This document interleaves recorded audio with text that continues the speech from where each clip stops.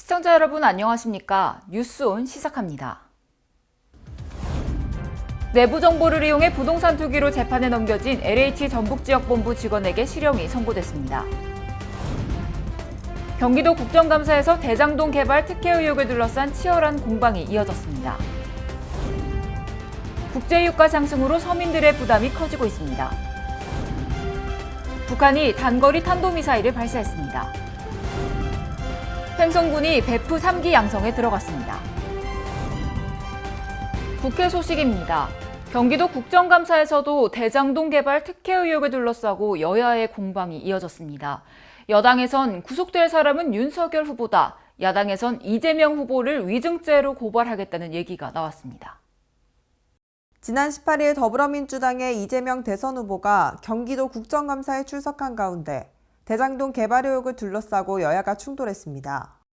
국민의힘 김도읍 의원은 이재명 후보를 대장동 의혹의 몸통인 그분이라고 지칭하며 공격에 들어갔습니다. 이에 이재명 후보는 국민의힘을 겨냥해 돈을 받은 자가 범인이라며 공방을 이어갔습니다. 가난을 극복하고 성공한 사람이라는 그분. 그러나 그분의 진면목은 권력과 돈의 교집합 꼭대기에서 세상을 내려다보고 있습니다.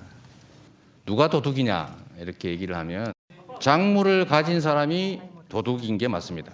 여당 측에서는 2011년 있었던 대검 중수부의 부산저축은행 비리 수사를 언급했습니다. 이어 당시 주임검사였던 윤석열 전 총장이 부산저축은행의 대장동 부실대출 의혹을 덮은 게 화근이었다고 주장했습니다. 윤석열 전 총장이 이 부산저축은행 대장동 대출 비리와 관련해서 철저하게 조사를, 그런 천문학적인 돈잔치는 없었을 것으로 생각이 됩니다. 확실하게 조사를 했다면 대장동 지금 기존 토건 세력들을 쳐낼 수가 있었을 거예요. 그런데 제대로 수사하지 못했기 때문에 두 번의 기회를 다 놓치고 그 사건이 지금까지 이어지게 된 겁니다. 같은 날 국회에서 더불어민주당 지도부는 당 회의실 뒷배경에 윤 전 총장 사진과 함께 대장동 의혹과 부산저축은행 부실 수사를 지적하는 내용의 문구를 넣어 겨냥에 나섰습니다. 2011년 부산저축은행 부실 대출 사건에 대한 수사 과정에서 유독 대장동 대출건만은 수사망에서 쏙 빠져버렸습니다. 1,100억이 넘는 이 부실 대출 문제가 그냥 넘어간 것입니다. 그때 담당 책임자가 바로 윤석열 중수부 소속 검사였습니다. 대장동 불법 대출과 그에 대한 부실 수사에는 종범, 주범, 공범 모두 윤석열 후보와 그 검찰 패밀리였습니다. 이재명 후보 또한 부산저축은행 사건의 등장인물과 대장동 개발 의혹의 핵심 인물들이 겹치며 수사가 잘 이뤄지지 않았다는 의혹으로 윤석열 전 총장을 겨냥했습니다. 명백한 부실 대출이었는데 이걸 이제 지금 윤석열 후보가 주임 검사로서 수사를 하면서 이 부분은 빼서 제가 이제 한번 물어본 일이 있습니다. 그때 말씀하신 대로 수사 제대로 했으면 이거 다 공중분해 됐겠죠. 세 번째 기회가 또 있었습니다. 그게 뭐냐면 공공개발을 경기 성남시가 추진할 때 국민의힘에서 당론을 정해가지고 막지 않았으면 공공개발을 했을 경우에 이들은 공중분해가 됐겠죠. 이에 윤 전 총장은 부산저축은행 수사에서 대장동 대출은 관련 사건이 아니었다며 의혹 제기에 대해 코미디 같은 얘기라고 반박했습니다. 마지막에 대법원에서는 아마 12년인가 14년인가부터 시작해서 쭉 중형 선고가 났습니다.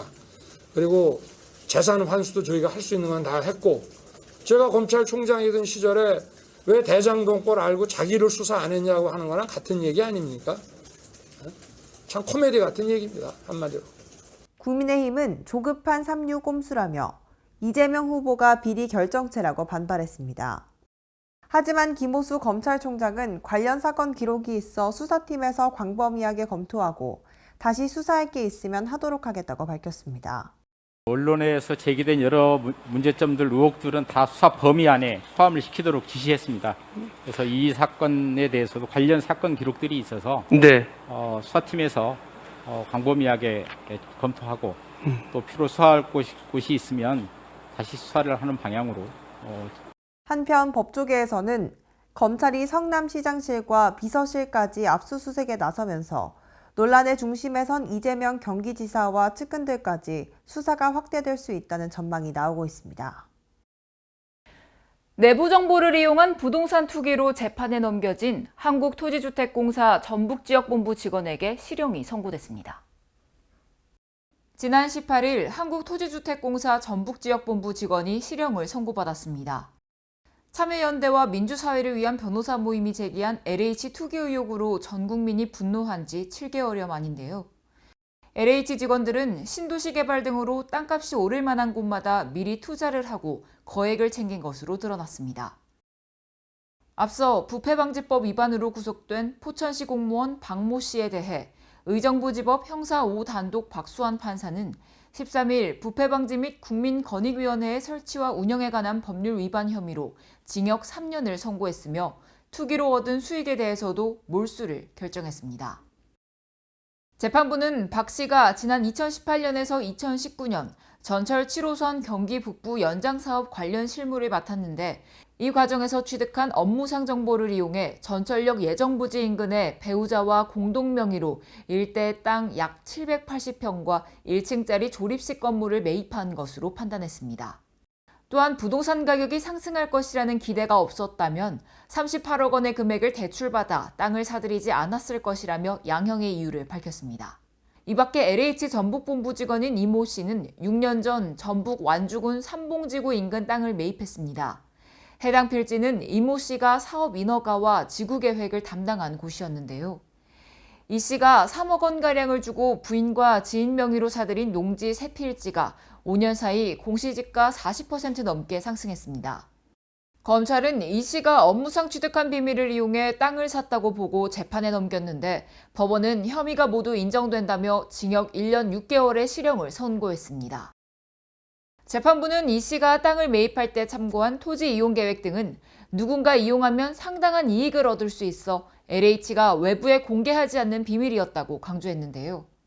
이 씨를 비롯한 담당자들만 접근할 수 있는 정보였고 스스로도 위법성을 알고 있었기 때문에 제3자를 통해 땅을 산 것으로 보인다며 매입한 땅도 함께 몰수했습니다.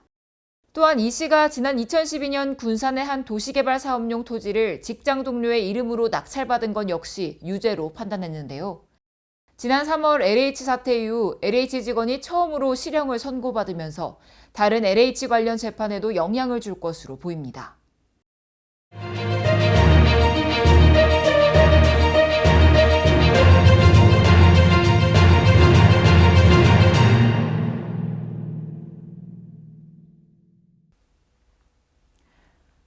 유가 급등이 한국 경제 전반에 큰 부담이 되고 있는데요. 이에 대한 앵커 브리핑 시작합니다. 유가가 배럴당 80달러대까지 치솟은 데다 원화 약세까지 더해져 국내 휘발유 소비자 가격이 리터당 전국 평균 1,700원대를 넘어섰는데요. 각 언론사별 의견 살펴보겠습니다. 먼저 A일보는 유가 폭등은 경제에 치명적인 악재라고 설명하며 무엇보다 서민들의 생활고를 가중시킨다고 강조했습니다. 기름값 폭등의 충격을 완화하기 위해 탄력 세율 구조인 유류세를 한시적으로 인하해야 한다는 목소리가 높다고 설명했습니다. 탄력세율제는 지금처럼 유가 폭등기에 쓰라고 만든 제도라며 정부는 좌고우면하지 말고 유류세 한시적 인하를 통해 경제 충격을 최소화해야 한다고 덧붙였습니다. B일보는 최근 국제 유가 상승세는 그때처럼 오래 갈 가능성이 크지 않다고 말했습니다. 이어 코로나로 경제 타격을 입은 이들에게는 가격 상승이 큰 부담이 되므로 한시 인하를 검토해볼 만하다고 꼬집었는데요. 우리나라도 일정 기간의 가격 오르내림 폭에 맞춰 세금을 자동 조정하는 방식으로 규칙을 정해 시행할 필요가 있다고 설명했습니다. C일보는 주간 상승폭이 갈수록 커지고 있다며 올겨울 배럴당 100달러에 이를 수 있다는 분석이 지배적인데 이는 수요에 비해 공급이 모자라기 때문이라고 강조했습니다. 계속해서 의식주 관련 제품 중에 원유에서 뽑아내지 않는 게 거의 없다며 유가가 오르면 원유를 원료로 한 제품도 가격 상승 압박을 받아 전반적인 물가 상승을 초래한다고 비판했습니다.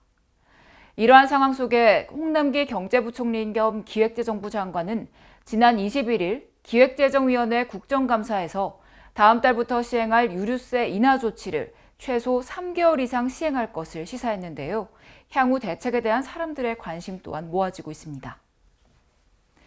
지난 19일 북한이 함경남도 신포에서 잠수함 발사 탄도미사일로 추정되는 단거리 탄도미사일을 발사했는데요. 앵커 브리핑 이어갑니다.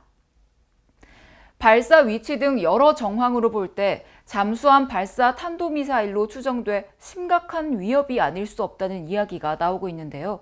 이에 대한 각 언론사별 의견 살펴보겠습니다. 먼저 A일보는 북한의 미사일 발사는 올 들어 8번째고 9월 이후에만 5번째라며 청와대와 정부 그리고 안보당국은 우선 북한이 이처럼 미사일 개발에 전념하는 의도부터 정확하게 파악해야 한다고 말했습니다. 대화에서 유리한 고지에 서기 위한 것 또는 미국의 관심을 환기시키기 위한 것이라는 식의 안이한 판단으론 북한의 도발을 멈출 수 없다고 강조했습니다. 비일보는 얼마 전엔 남측에 시해를 베푸는 양 남북 통신 연락선을 일부 복원하는 등 이중적인 태도를 보이고 있다고 말했습니다. 북한이 진정 한반도 평화 프로세스의 진전을 원한다면 당장 위협적인 미사일 도발부터 멈추는 게 순리라고 꼬집었습니다. 마지막으로 시일보는 북한은 최근 들어 김정은 국무위원장까지 나서서 한미를 향해 거듭 적대 행위 중지를 말하고 있다며 군사훈련이나 무기 개발을 그만두라면서 자신들은 무기 시험을 계속하는 것은 자가당착일 뿐이라고 비판했습니다. 또한 한미의 대화 제의가 이어지는 가운데 코로나가 안정 국면에 들어선 시점에 북한의 신형 미사일 발사가 집중되는 것도 눈여겨봐야 한다고 강조했습니다. 이인영 통일부 장관은 북한이 미사일을 지속 발사하는데 왜 대륙간 탄도미사일 발사나 핵실험까지는 하지 않는가에 대해서 결정적 파국으로 가지 않으려는 것일 수도 있고 한편에서는 대화를 탐색하는 것일 수도 있다는 그런 취지라고 주장했습니다.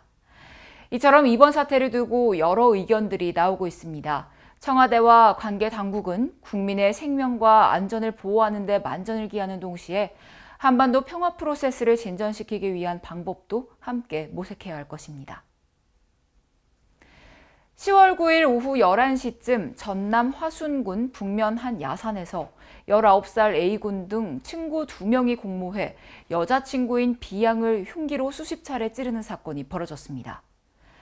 10대들이 사망보험금을 노리고 여자친구를 청부 살해하려 한 혐의로 구속되면서 강력 처벌과 신상공개 요구가 잇따르는 가운데 청소년 범죄 해결을 위한 목소리도 높아지고 있는데요. 청와대 국민청원 게시판에는 여자친구를 청부 살해 시도한 10대, 강력 처벌과 신상공개를 촉구합니다라는 제목의 글이 올라왔습니다. 청원인은 살인하려는 이유가 실제 이들이 소유한 외제차가 이 할부금이 상당히 밀려 있었던 것이라고 말하며 이런 극악무도한 10대를 청소년 보호법이라고 신상공개를 안 하시나요? 라고 반문했습니다. 이어 철이 없는 게 아니라 법을 무시하고 미성년자라는 이유로 처벌이 약하다고 생각해 이런 범죄를 저지르는 것 같다며 잔혹한 범죄를 저지른 10대도 신상공개를 검토할 수 있도록 해달라고 촉구했습니다.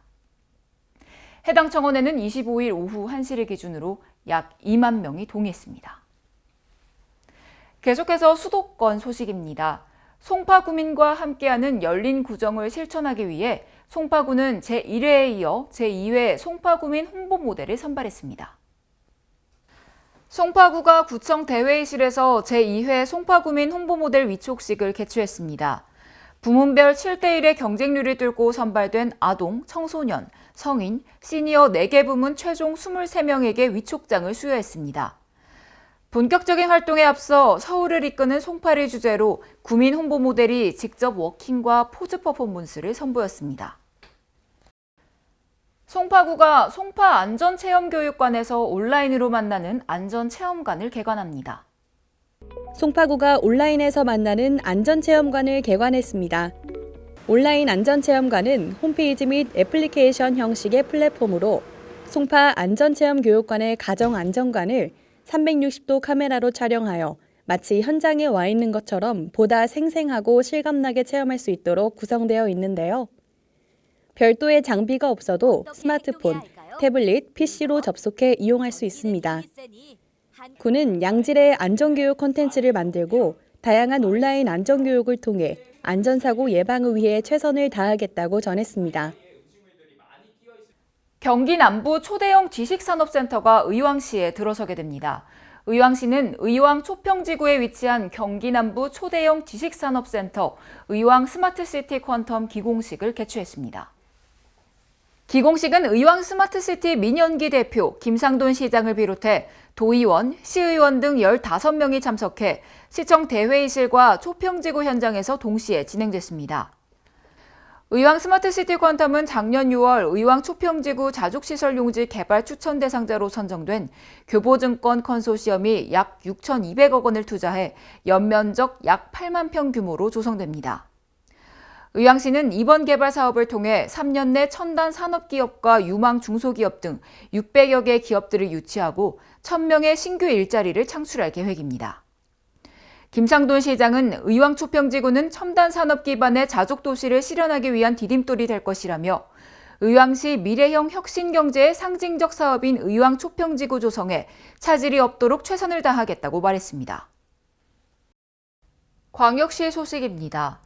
대전시가 최근 새로운 교통수단으로 등장한 전동 킥보드, 공유 자전거 등 개인형 이동장치에 대한 안전한 이용 환경 개선에 나섰습니다. 대전시가 전동 킥보드 등 개인형 이동장치의 안전한 이용 환경을 조성하기 위해 교육청, 경찰청, 공유 킥보드 업체 등과 상호 협력 체계 구축을 위한 업무 협약을 체결했습니다. 이날 업무 협약은 개인형 이동장치의 급격한 증가로 문제가 되고 있는 전동 킥보드 안전사고 발생, 무질서한 주차로 인한 보행 불편 문제 등을 개선하기 위해 추진됐습니다. 이에 대전시는 이번 업무 협약을 통해 자전거 도로 추가 개설과 턱 낮춤, 개인형 이동장치 전용 주차장 신설 등 이용 환경을 개선하고 인프라 확충을 통해 안전관리 체계를 구축하기로 했습니다. 또한 개인형 이동장치 이용자 수요가 증가함에 따라 이용자와 보행자의 안전을 확보하는 데 지원을 아끼지 않을 계획입니다. 대전시가 중소기업의 신규 고용 인건비를 최대 3개월까지 지원합니다. 대전시가 코로나19와 주 52시간제 시행으로 어려움을 겪고 있는 중소기업의 경영 안정을 위해 중소기업 신규 고용 인건비 지원 사업을 시행합니다. 지원 기업은 대전시 소재 중소기업으로 2021년 7월 1일 기준 주 52시간제 적용 사업장이며 상시 근로자 5인 이상, 50인 미만 사업장을 우선 지원합니다.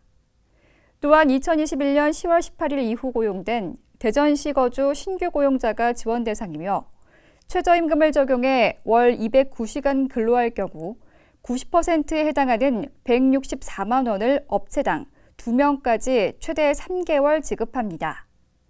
한편 사업 신청 기간은 10월 20일부터 11월 19일까지로 대전 일자리경제진흥원 홈페이지를 통해 접수할 수 있습니다. 광주시가 향후 20년간의 광주교통 미래상과 핵심 추진 과제를 담은 2040 광주교통 미래 비전을 선포했습니다.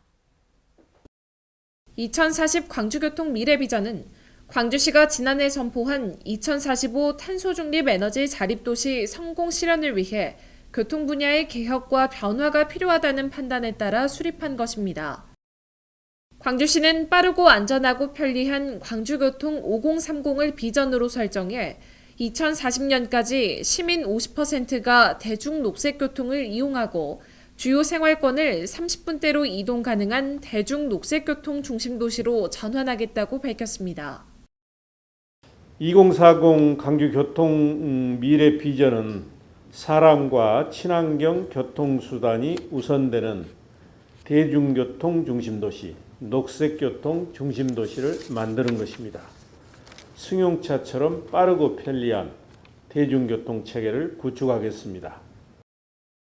비전 실현을 위해 광주시는 친환경 교통수단 보급 확대 및 전환, 대중교통 이용 환경 조성, 개인 녹색교통 활성화 등 5대 전략 21대 핵심 추진 과제를 마련했으며 총 16조 4,271억 원을 투자할 예정입니다.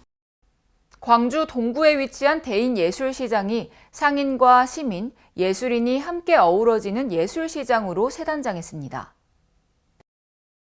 광주시는 코로나19 장기화로 침체된 대인예술시장을 활성화하기 위해 공공미술 프로젝트 사업을 추진해 시장 상인들의 의견을 반영한 벽화와 조형물을 설치했습니다. 코로나의 영향으로 야시장을 열지 못해서 방문객이 많이 줄었는데요. 이야기가 있고 볼거리도 많은 새로운 예술시장으로 탈바꿈한 만큼 시민들이 보다 많은 관심을 가져주셨으면 좋겠습니다. 아울러 매주 토요일에는 시민에게 다채로운 즐거움을 선사하기 위해 대인예술시장 복합문화공간인 별별 상상정원에서 온라인 공연과 각종 만들기 체험을 진행하고 있습니다. 또한 대인예술시장 유튜브 채널에서는 시장의 일상과 문화예술 프로그램, 신진 청년 작가들의 활동 등을 담은 영상을 시청할 수 있어 온라인으로도 시장의 매력을 느낄 수 있습니다. 강원도 소식입니다. 평창군 농업기술센터는 농산물 가공기술 표준화 교육의 일환으로 상품화 교육 과정을 진행하고 있습니다. 이번 교육은 9월 7일부터 11월 17일까지 총 15회로 가공창업 역량 강화 교육과 개별 컨설팅이 진행되며 마인드 함양, 상품 기획에 대한 교육도 진행됩니다. 또한 올해 준공 예정인 농산물 종합가공센터의 설비를 활용한 실습 등으로 구성되어 있습니다. 자세한 교육 일정과 신청 방법은 농업기술센터 홈페이지에서 확인할 수 있습니다. 횡성군이 올 연말까지 전용 서체인 횡성한우체 개발을 추진합니다. 횡성군이 차별화된 지역 정체성 확립 및 군정 홍보를 위해 횡성군 전용 서체 개발에 나섰습니다. 군은 한글날 연휴를 앞둔 지난 10월 5일부터 8일까지 군민을 대상으로 설문조사를 진행하였으며 가장 많은 지지를 받은 횡성한우체를 올 연말까지 개발 완료하여 무료로 배포한다는 계획입니다. 개발이 완료되면 군 내부 문서, 공직자 명함, 각종 행사, 축제 현수막, 포스터 등에 활용할 예정입니다. 한편 횡성한우체는 횡성한우의 뿔을 모티브로 두루 활용이 가능한 선이 굵은 볼드체로 개발될 전망입니다. 횡성군은 우리 이웃이 겪는 외로움에 공감하고 외로운 문제를 해결하기 위해 베프를 운영하고 있습니다. 1기와 2기를 거쳐 어느덧 베프 3기를 양성했습니다. 외로움 공감단 베프는 횡성군만의 특화 사업이죠. 베프는 베스트 프렌드의 줄임말로 지역 내 외로운 문제를 주민 자체적으로 해결하기 위해 출범했는데요. 각 지역의 활동가들이 마을을 찾아가 외로운 취약계층을 발굴하고 읍면별 지역 실정에 맞는 자체 계획을 수립하는 등 지역 맞춤형 복지 활동을 펼치고 있습니다. 지금 현재 각 지역에서 면별로 이제 마을을 다니시면서 외로움 대상 찾기 작업을 좀 하고 계시는 과정이고요. 그렇게 이제 활동을 하다 보니까 일부 면에서 좀 또 이 베프 교육을 받고 싶어 하시는 분들이 조금 요청이 오셨나 봐요. 그래서 교육과정 개설을 좀 의뢰해 주셨길래 읍면 좀 수요조사 해보니까 한 10분이 조금 넘게 이렇게 시청을 하셨더라고요. 그래서 이분들을 위해서 그러면 좀 이 시간을 단축해서라도 좀 알려드려야 되겠다 이런 생각에서 좀 개설하게 됐고요. 과정은 뭐 똑같아요. 1기나 2기나. 그래서 이제 좀 더 저희가 원래 목표는 베프 100명이었는데 지금 현재 90명이고 이번에 12분 같이 수료하시면 102명으로 우선 가게 되는 그런 현상이 되어 있습니다. 지난 10월 13일에는 횡성군 사회복지협의회 2층 강당에서 베프 3기 양성을 위한 교육과정이 운영에 들어갔는데요.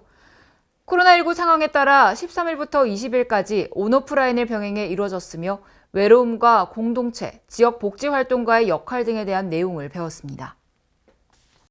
첫날 이제 그 외로움 정책에 대한 기본 이해적인 측면에서 한 3시간 대면 수업을 하고요.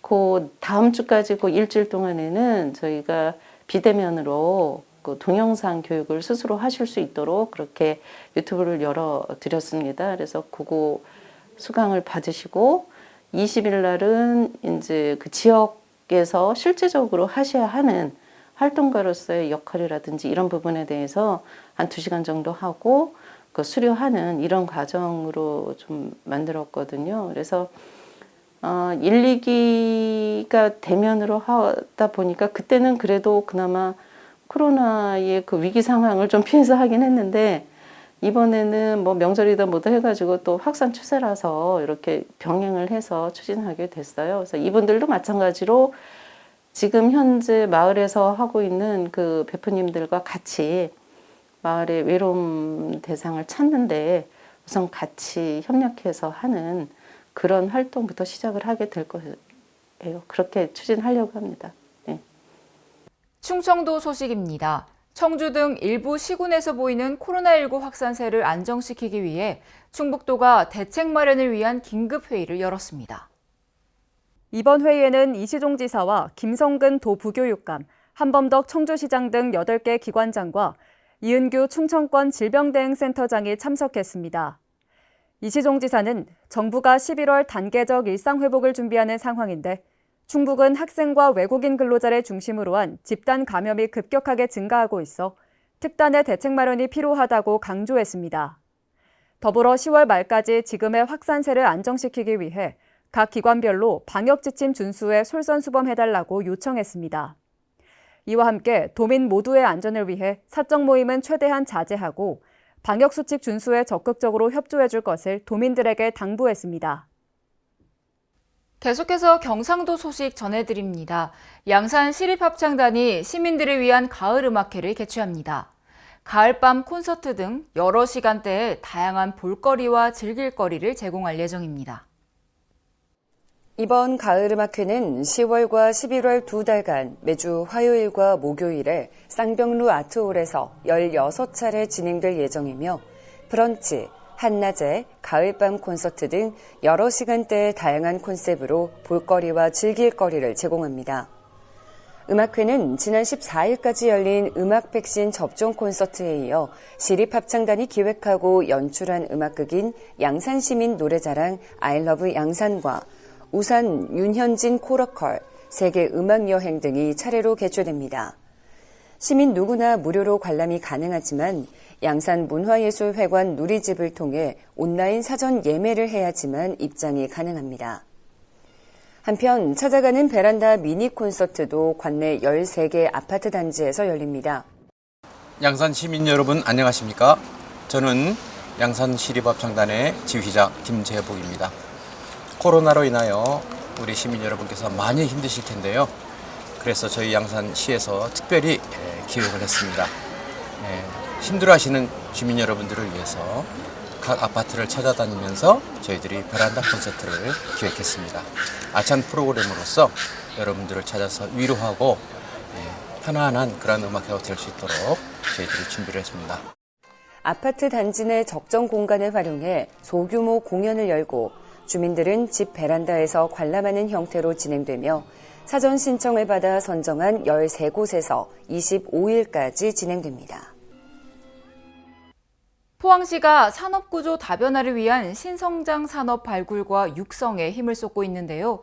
특히 2차 전지 산업 초격차 기반 구축으로 배터리 산업 선도 도시로서의 주도권을 확보하고 있습니다. 2차 전지 종합관리센터 준공식이 개최됐습니다. 지상 3층 규모의 2차 전지 종합관리센터는 포항시 배터리 리사이클링 사업의 가시적 성과로 총 사업비 107억 원이 투입됐으며 배터리 보관동, 연구동, 신뢰성 평가동으로 구성됩니다. 종합관리센터는 전기차 배터리 성능평가 및 종합관리 기술 연구 개발을 통해 사용 후 배터리 산업의 안전과 환경 기준을 새롭게 제시하고 국가 2차 전지 리사이클링 산업의 표준을 마련할 계획입니다. 또 대구 경북권 사용 후 배터리 거점 수거센터의 역할을 하며 배터리 관련 스타트업과 중소기업에 저렴한 비용으로 사무 공간을 임대해 신제품 개발을 유도하고 다양한 배터리 사용 환경을 반영한 개방형 실험 공간도 제공합니다. 포항시는 2차 전지 종합관리센터 준공으로 사용 후 배터리 산업 발전을 가속화하고 K배터리 산업 발전에 중추적 역할을 한다는 방침입니다. 한편 포항시는 지난 5월 사용 후 배터리 자원순환 클러스터 최적 입지로 선정돼 블루벨리 국가산단과 영일만 일반산단 내의 연구지원단지 및 기업 집적단지를 구축할 계획입니다. 또 배터리 산업 융복합을 통해 첨단 기술을 개발하고 실증 실험 및 사업화 제품 생산까지 전 과정을 연계 지원해 녹색 산업의 지역 거점으로 자리매김할 계획입니다. 제287회 포항시의회 임시회가 열렸는데요. 이번 임시회에서 포항시의회는 주요 안건 심사 및 의결과 함께 시정에 관한 질문도 진행했습니다. 포항시의회는 12일 제287회 임시회를 개회하고 18일까지 7일간의 의정 활동을 펼쳤습니다. 12일 제1차 본회의를 시작으로 상임위원회별 안건 심사, 시정에 관한 질문을 진행했으며 18일 안건 의결을 끝으로 의사 일정을 마무리했습니다. 14일 열린 시정에 관한 질문에서는 차동찬, 김성조, 주해남, 김상민 의원이 포항 울릉 항로 대형 카페리선 부대시설 설치 계획, 장량 시립도서관 건립 추진 계획 등 여러 현안에 대해 질문했습니다. 한편 이번 임시회의 주요 안건으로는 포항시 노인학대 예방 및 학대 피해 노인 보호에 관한 조례안, 포항시 아동의 빈곤 예방 및 지원에 관한 조례안, 포항시 공영장례 지원에 관한 조례안 등입니다. 전라도 소식입니다. 여수시가 2021년 시민의 날 행사를 코로나19 감염 추이를 고려해 여수 시민의상, 자랑스런 여수인상 수여 등 소규모 기념 행사로 개최했습니다. 올해 여수시민의상 문예홍보부문의 전 여수시 문화원 원장 고 문정인님, 자랑스런 여수인에는 해양경찰청 정봉훈 차장과 주식회사 한솔인텍 조보익 대표가 수상의 영예를 안았습니다. 이날 여수시민의 날 기념식은 노인, 여성, 청소년, 청년, 장애인 등 각계각층을 대표하는 시민 100여 명을 초청해 개최했습니다. 문화 소식입니다. 3.15 부정선거를 규탄하는 시위에 참여했다가 얼굴에 최루탄이 박혀 숨진 김주열 열사의 동상이 드디어 모습을 드러냅니다. 김주열 열사 시신 인양지인 마산하포구 신포동 일가에 세운 김주열 열사 동상은 기단부를 포함해 5m 높이의 청동 재질로 완성됐습니다. 김주열 열사가 교복을 입고 오른쪽 가슴에 두 손을 얹은 채 바다에서 솟아오른 모습을 표현했으며 동상 뒤편에는 바다 형상을 표현한 부조벽이 설치됐습니다. 또한 부조벽에는 민주주의의 불꽃을 피우다 등 문구도 새겨졌습니다. 문화체육관광부가 올해 대한민국 공간문화대상 대상 수상작으로 경남 합천군에 있는 철쭉과 억새 사이를 선정했습니다. 철쭉과 억새 사이는 황매산 국립공원 관광휴게소를 합천군과 지역 주민들이 함께 주변 자연경관과 어울리는 휴게소와 공원으로 만든 곳입니다. 황매평원 철쭉 억새의 자연경관과 이를 거스르지 않은 건축물의 조화, 지자체와 지역 주민이 협력해 공공장소를 만들고 운영한 점이 좋은 평가를 받았습니다. 한편 최우수상에는 부산시 서구에 있는 알로이 CO 기지 1968이 뽑혔는데요. 알로이 CO 기지 1968은 수녀회에서 운영하던 학교터를 새로 단장한 지역 공동체 공간입니다. 한반도 서해안과 남해안에서 맨손이나 도구로 조개나 굴, 낙지 등 해산물을 잡는 전통 기술이 국가 무형문화재로 지정됩니다. 문화재청은 우리나라 갯벌에서 폐류와 연체류를 채취하는 어로 기술, 전통 지식, 공동체 조직 문화, 의례의식을 아우르는 갯벌 어로를 국가 무형문화재로 지정 예고했다고 밝혔습니다. 수산물을 잡는 어로 방식이 국가 무형문화재로 지정 예고되기는 어살에 이어 두 번째입니다. 어살은 대나무 발을 치거나 돌을 쌓아 썰물 때 빠져나가지 못한 물고기를 얻는 도구와 방법을 뜻합니다. 한편 갯벌은 예부터 다양한 해양생물이 살아가는 해산물의 보고여서 바다의 밭으로 인식됐는데요. 갯벌 중 일부는 도립공원이나 유네스코 생물권 보전지역으로 지정됐고 지난 7월에는 서천, 고창, 신안, 보성, 순천 갯벌 일부가 세계 자연유산에 등재됐습니다.